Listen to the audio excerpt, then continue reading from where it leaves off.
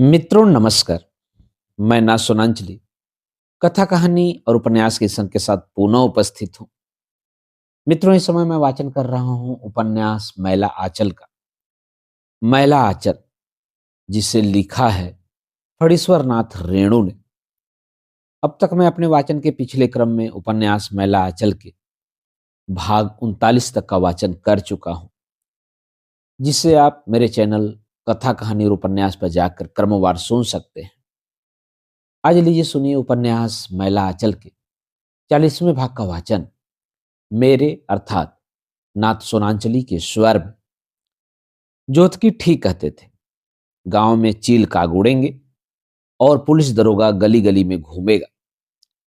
Police दरोगा, हवलदार और military 4 हवा गाड़ी में भरकर आए हैं। दुहाई मां काली, एसपी कलेक्टर हाकिम अभी आने वाला है। लहास लहास, बाप रे, कौन कहता था कि अंग्रेज बहादुर का अब राज नहीं है। तहसीलदार हरगौरी भी मर गए हैं। कोई घर से मत निकलो, पाखाना पेशाब सब घर के ही अंदर करो। घर से निकले कि गिरफ्त कर लेगा। दुहाई काली मां, गिरफ्त माने गिरफ्तार। बालदेव जी को दरोगा साहब ने बुलाया है। कालिया, कालीचरण जी को भी। देखें, ये दोनों तो किसी से डरने वाले नहीं हैं।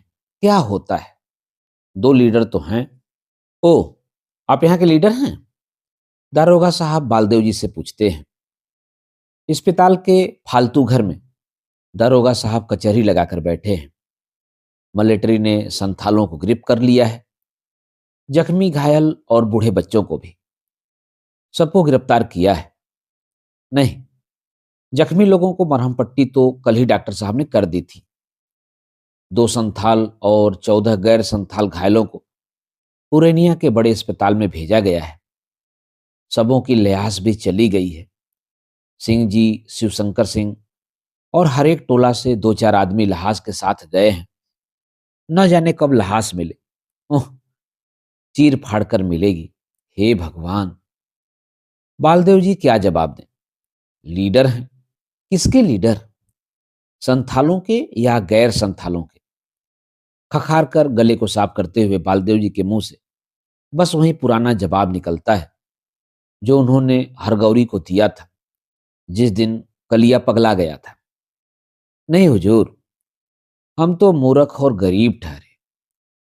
मूर्ख आदमी चाहे गरीब आदमी कभी लीडर हुआ है हुजूर? दारोगा साहब बालदेव जी को पास की कुर्सी पर बैठने को कहते हैं। अरे हम आपको जानते हैं बालदेव जी, बैठिए। वासुदेव और सुंदर एक दूसरे का मुंह देखते हैं। कालीचरण जी को कुछ पूछा भी नहीं। लो, तहसीलदार साहब संभाल लेते हैं। दरोगा साहब यही हैं, कालीचरण बाबू, यहाँ के सोशलिस्टों के लीडर। बहादुर हैं, लेकिन सिर्फ बहादुर ही नहीं, मगज भी है। ओह ओ कालीचरण जी, आइए आइए साहब। आप लोग तो साहब क्या कहते हैं जो न करवाइए। दारोगा साहब मुंह में पान जर्दा डालते हुए कहते हैं। लेकिन यहाँ तो सुना कि आप लोगों ने बड़े दिमाग से काम लिया है। हमको तो सुबह आते ही सारी बातों का पता चल गया। तारीफ करने के काबिल। वाह, बैठिए। कालीचरण बैठते हुए कहता है। देखिए दरोगा साहब, यदि आपस की पंचायत से सारी बात का फैसला हो जाए तो हम लोगों को पागल कुत्ते ने नहीं काटा है जो। आपस की पंचायत से या खूनी केस? दरोगा साहब का पान भरा मुंह एकदम गोल हो जाता है। नहीं, यह नहीं, यही आधी बट्टेदारी का सवाल। ओह, दरोगा साहब ने पीक की कुल्ली फेंकते हुए कहा। वो तो सब ठीक है। अरे आप ही हैं सोशलिस्ट पार्टी वाले, कहिए तो। जो काम पंचायत से 4 आदमी की राय से नहीं होगा वह क्या कहते हैं, तूल फजुल से हो सकता है? हिंसा के रास्ते पर तो हरगिज जाना ही नहीं चाहिए। बालदेव जी बहुत गंभीर होकर कहते हैं। क्या कहते हैं? दरोगा साहब बालदेव जी की बात में टीप का बंद लगा देते हैं।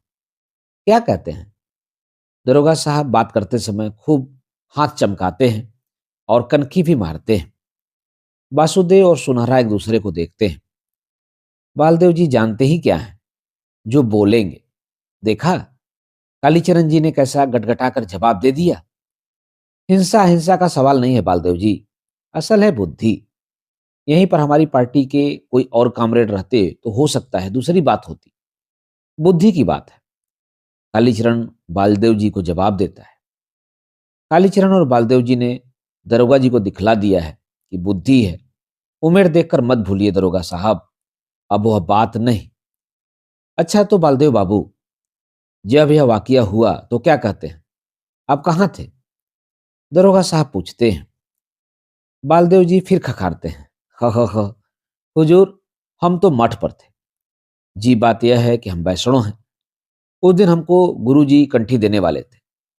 सुबह तो धान दिलाने में ही कट गई। पिछले पहर को हम जैसे ही कंठी लेकर उठे कि ततमा टोली की रंपेरिया रोती हुई गई। ओह, आपको पहले से कुछ पता नहीं था? दरोगा साहब गंभीर होकर पूछते हैं। जी, इनको क्या किसी को पता नहीं? खिलावन सिंह यादव हिम्मत से काम लेते हैं। आखिर दारोगा साहब के लिए इतना खाने का इंतजाम भी तो वही कर रहे हैं। यह दरोगा साहब से क्यों नहीं बोलेंगे? तहसीलदार साहब कुछ नहीं बोलते हैं। ओ खिलावन जी, आइए बैठिए। ठीक है, हम यहीं हैं। जरा हुजूर जल्दी किया जाए, उधर ठंडा हो जाएगा, खिलावन जी कहते हैं। सिर्फ यहाँ के दोनों लीडर ही बुद्धि वाले नहीं, और लोग भी बुद्धि रखते हैं। हुजूर, हमारा लड़का भी रहता तो हुजूर से अभी अंग्रेजी में बतिया लेता। रामायण जैसी एक किताब है लाल मोटी, उसी में देखकर वह आपसे अंग्रेजी में बतिया लेता, खिलावन सिंह यादव कहते हैं। अच्छा, आपका लड़का अंग्रेजी बोल लेता है? हाँ, डॉक्टर बाबू से बराबर अंग्रेजी में ही बोल लेता है। मुकदमा का राय भी पढ़ लेता है, बालदेव जी कहते हैं। 8 क्लास में पढ़ता है, कालीचरण जी कहते हैं। अच्छा, आप कहाँ तक पढ़े हैं कालीचरण जी? कोई स्कूल में नहीं? वाह साहब, क्या कहते हैं। आपकी बोली सुनकर तो कोई नहीं कह सकता कि आप जाहिल। ओह, पढ़ लिख लेते हैं, अखबार भी पढ़ लेते हैं। वाह, रामायण भी पढ़ते हैं, महाभारत भी। ओह, क्या कहते हैं कि बालदेव भी अखबार पढ़ता है। खिलावन सिंह यादव कहते हैं, अखबार तो हम लोग भी पढ़ लेते हैं, लेकिन बहुत झूठ बात लिखता है अखबार में। उस बार लिखा था कि एक औरत थी, सो कुछ दिनों के बाद मर्द हो गई। कहिए भला। अच्छा तो कालीचरण जी, आप कहाँ थे जब यह वाकया हुआ? दारोगा साहब कमर के बेल्ट को खोलते हुए कहते हैं। अगमू चौकीदार को डर लगता है, कहीं दरोगा जी पेटी खोलकर मारना न शुरू कर दें बालदेव और कालीचरण जी को। जहां दरोगा जी पेटी खोलते हैं कि अगमू का चेहरा फक हो जाता है। नहीं, ऐसा नहीं कर सकते दरोगा जी। जी, मैं तो उसी दिन सुबह को धान दिलाकर ठीक 12 बजे दिन में ही पुरैनिया चला गया था। तहसीलदार हरगौरी, तहसीलदार विश्वनाथ प्रसाद जी जानते हैं। ओ, आप पुरैनिया गए थे? दरोगा साहब एक लंबी सांस छोड़ते हैं। तो अब उस पहर को काम कीजिएगा दरोगा साहब, तहसीलदार साहब कहते हैं। नहीं तहसीलदार साहब, एमपी आने वाले हैं, हमको अभी सब काम खत्म कर रखना है। गवाहों का इजहार। जी, कुछ असल गवाही 2-3 ले लीजिए और सब बाद में। अरे काली बाबू, बालदेव बाबू, तुम लोग तो जो सच्ची बात है वही कहोगे, कोई झूठी गवाही तो नहीं। लिख लीजिए इन दोनों के बयान, दस्तखत करना दोनों जानते हैं।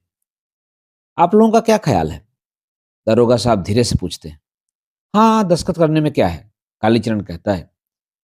कालीचरण जी हाथ झाड़कर दस्तखत करते हैं और बालदेव जी बड़े प्रेम से आस्ते आस्ते लिखते हैं।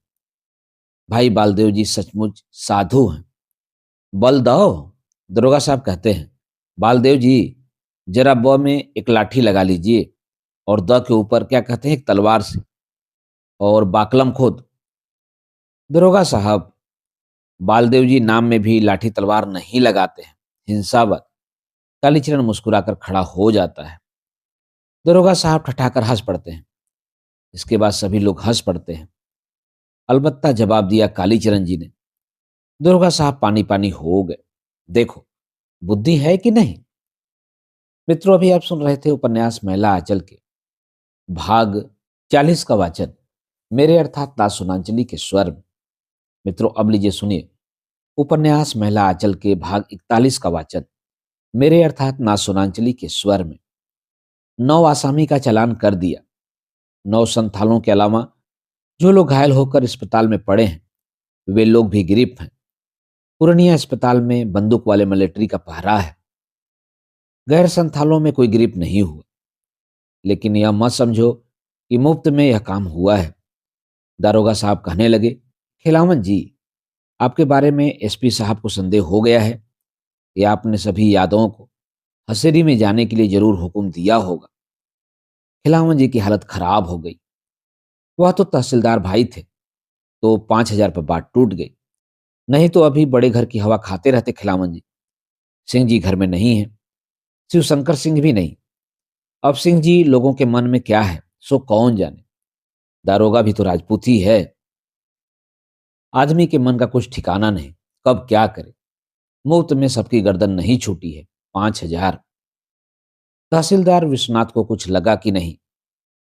सुमरीदास बेतार को आज 3 दिनों से पेट में सूल हो गया है, नहीं तो सब बात कह जाता। अरे, बहुत दिनों जिएंगे सुमरीदास जी, बहुत उम्र है। तो हमारा उम्र तुम लोग क्या लगाते हो? यही 40। 40 नहीं, 35। जामुन का सिरका बिना पानी के पी गए थे, इसीलिए दांत सब झड़ गए। अच्छा सुमरीदास जी, कुछ पता है? अरे यह मत समझो कि सुमरीदास सूल से घर में पड़ा हुआ था। राम झरोखे बैठ के सबका मुजरा ले। पूछो क्या जानना चाहते हो? क्या तहसीलदार साहब को भी रुपया लगा है? तहसीलदार विश्वनाथ प्रसाद को इतना बेवकूफ नहीं समझना। वह दरोगा तो यह तहसीलदार। तुम कौआ तो हम कैथ वाली कहानी नहीं सुने हो? तहसीलदार हरगौरी बेचारा, अति संघर्ष करे जो को, अनल प्रगट चंदन से हो, सियावर रामचंद्र जी की जय। लेकिन राजपूत टोले को तो एसपी साहब भी नहीं छोड़ सकते। जानते हो एसपी साहब क्या कहते थे? यह समझ में नहीं आता है कि तहसीलदार विश्वनाथ प्रसाद की जमीन से बीहन बचाने के लिए तहसीलदार हरगौरी सिंह क्यों गए। जरूर कोई बात है। सिंह जी को एक चरण लगेगा।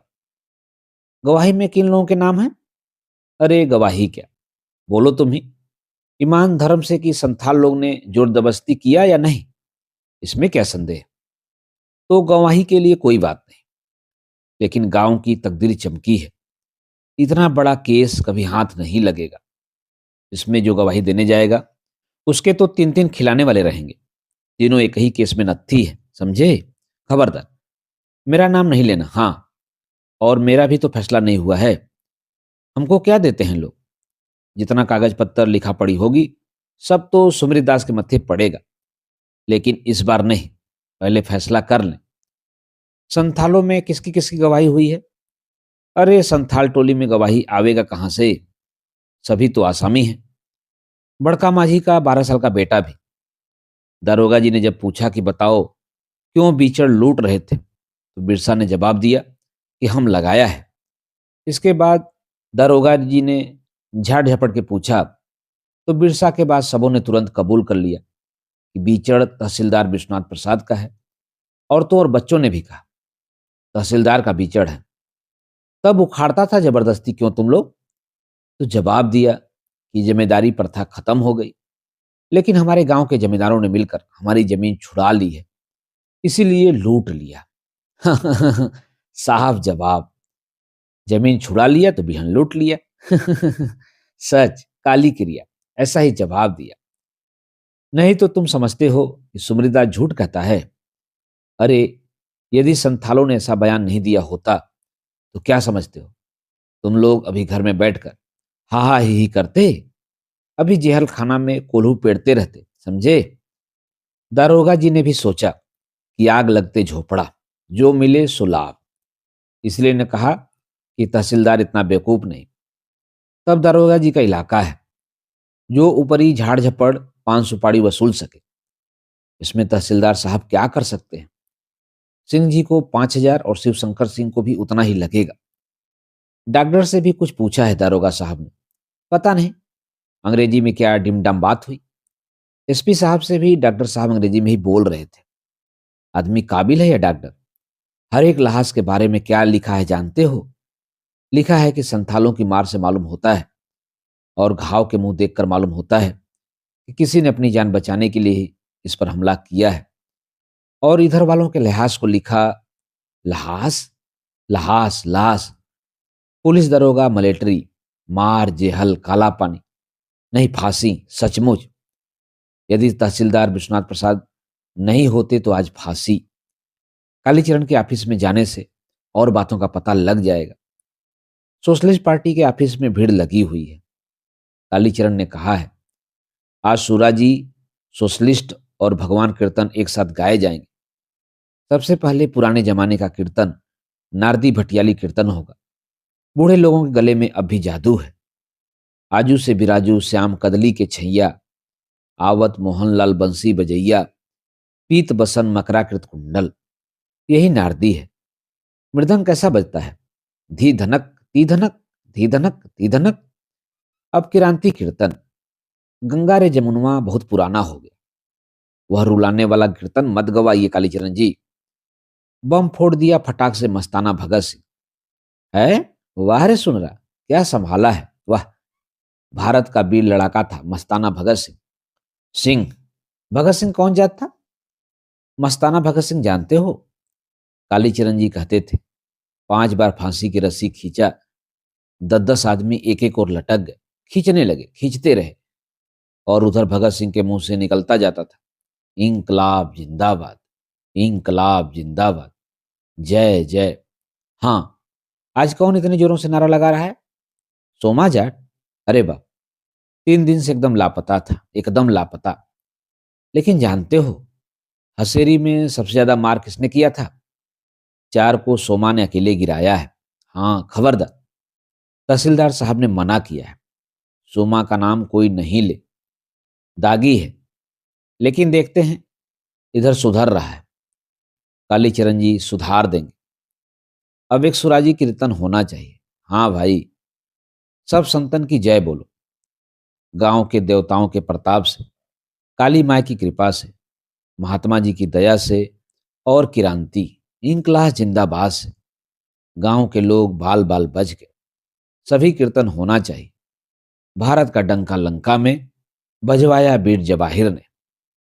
राजबल्ली महतो भी हारमोनिया बजाता है। कहाँ सीखा? सिर्फ दांत बड़े हैं सामने वाले, गाने के समय मुंह कुदाली की तरह हो जाता है। भारत का डंका लंका में। बालदेव जी कहाँ हैं? सुना कि बालदेव जी साधु हो रहे हैं। कंठी ले ली है। कंठी पर किसका नाम जपा करेंगे, महात्मा जी का या सतगुरु का? चरखा स्कूल की मास्टरनी जी कितनी मुटा गई हैं, अरे बाप रे।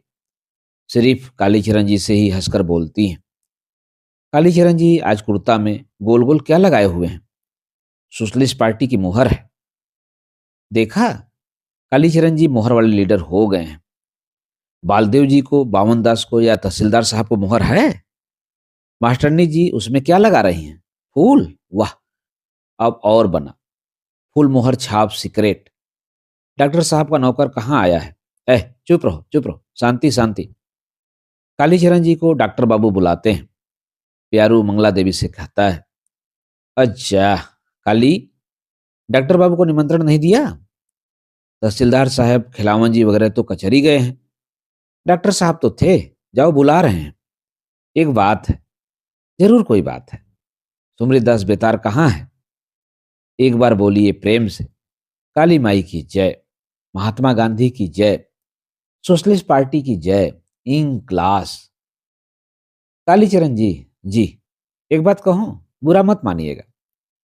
हरगौरी बाबू की मां रो रही है और दूसरे टोले में भी औरतें रो रही हैं। आप लोग कीर्तन कर रहे हैं, ये अच्छा नहीं लग रहा है। मुझे लगता है कि आज के कीर्तन से आपके भगवान भी दुखी होंगे। हम लोग भगवान को नहीं मानते, कामरेड वासुदेव ने बीच में ही टोक दिया। तुम चुप रहो। कालीचरण कहता है, हर जगह मत टपका करो। सब चुप है। हरगौरी की मां अब भी रो रही है। राजा बेटा रे, गौरी बेटा रे। कालीचरण की आंखें भी सजल हो जाती हैं। बचपन से ही वह हरगौरी के साथ खेला कूदा था। पूंजीवादी हो या बुर्जुआ, आखिर वह बचपन का साथी था। वह आज नहीं है। उसकी मां रो रही है। यह हरगौरी की मां नहीं रो रही है, सिर्फ मां रो रही है। वासुदेव, सबों से जाकर कहो कीर्तन बंद करें, और कोठी के बगीचे में कल शोक सभा होगी, ऐलान कर दो, समझे? वासुदेव सोचता है, सब बात तो समझे, मगर शोक सभा का क्या मतलब? उसमें गीत नहीं गावेगा, भाखन नहीं होगा, बस 5 मिनट चुपचाप खड़ा रहना होगा। वाह रे सभा! मित्रों, अभी आप सुन रहे थे उपन्यास मैला आंचल के भाग 41 का वाचन मेरे अर्थात नासुनांचली के स्वर में। मित्रों, अब लीजिए सुनिए उपन्यास मैला आंचल के भाग 42 का वाचन मेरे अर्थात नासुनांचली के स्वर में। हरगौरी की माँ रो रही है। राजा बेटा रे, गौरी बेटा रे। हरगौरी की 16 साल की स्त्री बिना गौना के ही आई है। वह बहुत धीरे धीरे रोती है। घूंघट के नीचे उसकी आंखें हमेशा बरसती रहती हैं। शिवशंकर सिंह पूर्णिया से लौट आए हैं। पुत्र का दाह कर्म करके लौटे हुए पिता को देखकर डर लगता है। झुकी कमर पर हाथ रखकर शिवशंकर सिंह बैलों की ओर देख रहे हैं। 2 दिनों से घास पानी छोड़े हैं दोनों बैल। आंखों में आंसू भरकर दोनों कभी कभी चौकन्ना होकर इधर उधर देखते हैं। फिर एक लंबी सांस लेकर एक दूसरे को देखते हैं। एक दूसरे को जीभ से चाटते हैं, मानो ढांढस बधा रहे हों। हरगौरी इन्हें कितना प्यार करता था। जब ये 2 साल के बाछे थे, तभी से हरगौरी इनके साथ खेलता था। उसकी बोली सुनते ही दोनों खुशी से नाचने लगते थे। जान से भी बढ़कर प्यार करता था वह। शिवशंकर सिंह की आंखें आंसू से धुंधली हो रही हैं। जब तक हरगौरी की लाश नहीं मिली थी, उन्हें अपने गिरफ्तार होने का डर लगा था। दाह क्रिया समाप्त करके वकील साहब ने रामकृपाल सिंह को रोका, तो शिवशंकर सिंह को लगा कि पुल नीचे धंस रहा है, धरती हिल रही है। दरोगा साहब रामकृपाल सिंह को गिरफ्त करके इधर ले गए हैं और शिवशंकर सिंह अपने साथियों के साथ वहीं से लौट गए। स्टेशन तक दौड़ते ही आए थे। न जाने दरोगा साहब के मन में कब क्या हो।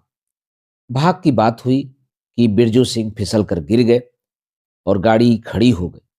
नहीं तो शिवशंकर सिंह वहीं प्लेटफार्म पर ही खड़े रह जाते।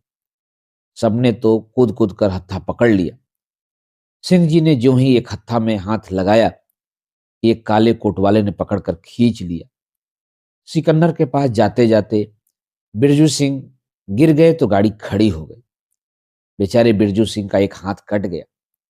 गार्ड बाबू उसको कटिहार अस्पताल ले गए। गार्ड बाबू माने गार्ड साहब। जब तक घर नहीं पहुंच गए थे, शिवशंकर सिंह को भरोसा नहीं था। क्या जाने किधर से लाला पगड़ी वाला निकल पड़े। हसलगांव हाट के पास एक लाल चादर वाले को देखकर उनका कलेजा धुक धुका उठा था। भले आदमी ने लाल चादर की पगड़ी क्यों बांध ली थी।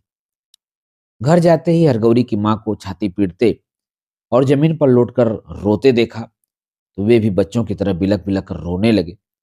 पुवरिया घर के ओसारे पर हरगौरी की विधवा बहू घूंघट काढ़े रो रही थी। सामने दीवार पर हरगौरी का फोटो टंगा हुआ था।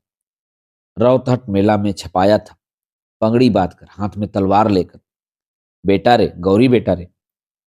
शिवशंकर सिंह बैल की गर्दन पकड़कर रो रहे हैं। बेटा रे, गौरी बेटा रे। सुमरीदास के कान में सबसे पहले आवाज पहुंचती है। ओ, शिवशंकर सिंह आ गए शायद।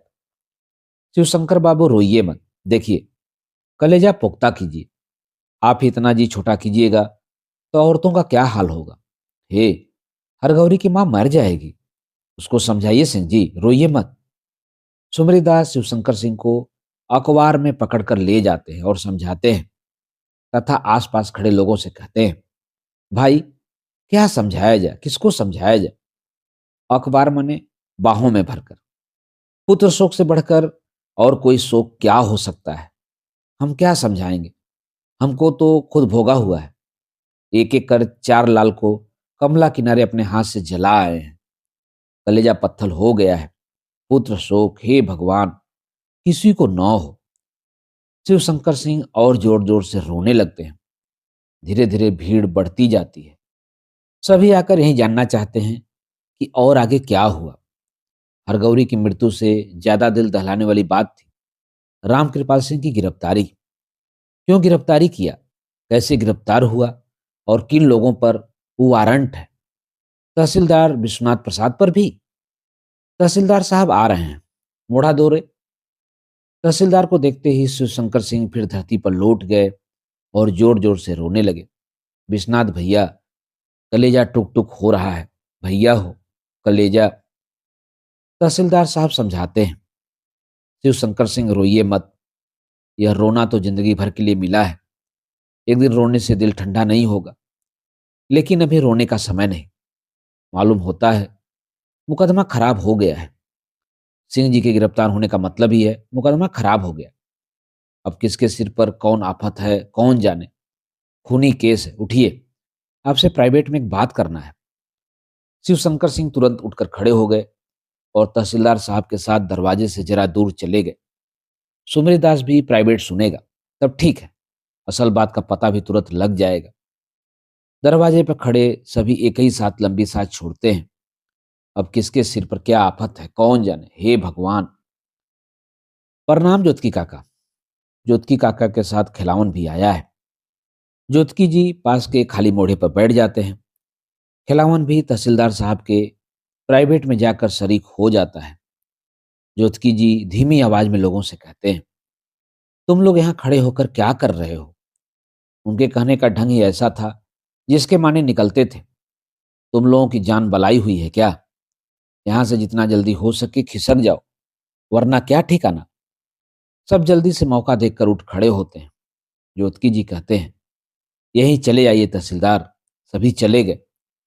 लेकिन बात यह है कि एसपी ने तो यह नोक्स पकड़ा है। तहसीलदार विश्वनाथ की जमीन का बीहन बचाने के लिए तहसीलदार हरगौरी क्यों गया था।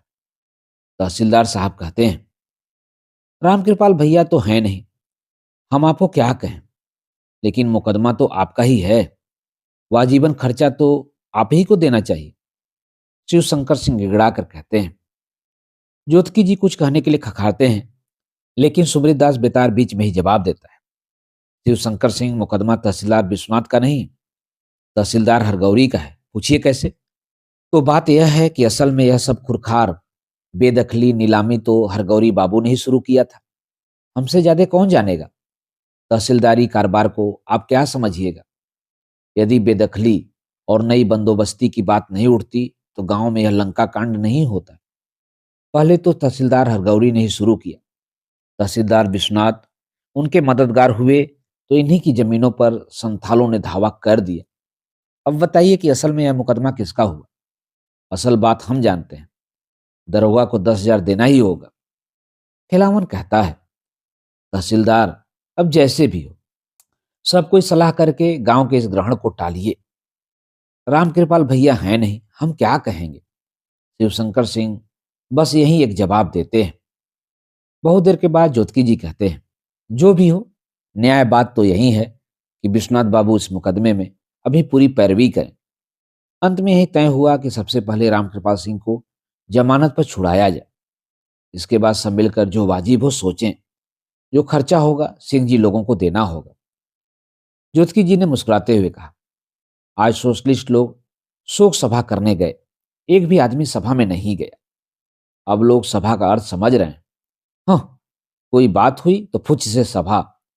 हम कहते थे ना, गांव में एक दिन चील काग उड़ेगा। ज्योतिकी काका, सभा जुलूस को दोख मत दीजिए। कालीचरण बगल में अंधेरे में खड़ा था। आओ काली। तहसीलदार साहब हंसते हुए कहते हैं, तुम लोगों को गवाही देनी होगी, सो जानते हो ना। बालदेव जी को भी। तुम ही दोनों लीडरों की गवाही पर सारी बात है। कालीचरण ने मोढ़े पर बैठते हुए कहा, गवाही देनी होगी तो देंगे।